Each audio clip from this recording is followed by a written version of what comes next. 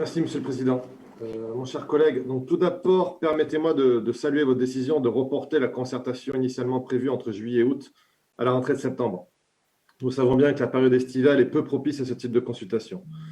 Il demeure toutefois un problème de calendrier dans la mesure où il était préférable de commencer la construction des deux parkings relais, donc l'un sur Gouaran et l'autre sur Tsarevitch, avant de mettre en place cette ligne BHNS. Ces deux parkings sont inscrits dans ce schéma de mobilité, mais ne semblent pas être votre priorité.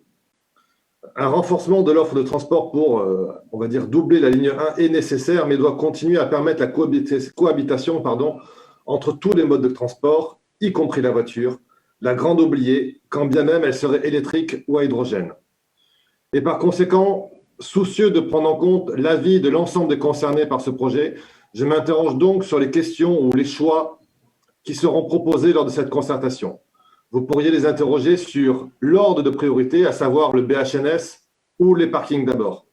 Vous pourriez aussi proposer une solution innovante comme il en existe à Nantes ou encore sur l'île de la Réunion à Saint-Denis, en ne considérant que la France. Une solution innovante incluant des systèmes d'aide à la circulation intelligents, parfait donc pour notre Smart City, laissant le BHNS circuler sur une seule voie, aussi bien dans le sens montant que dans le sens descendant, permettant ainsi de conserver des voies pour les voitures plutôt qu'une suppression, comme sur le bas de Gambetta.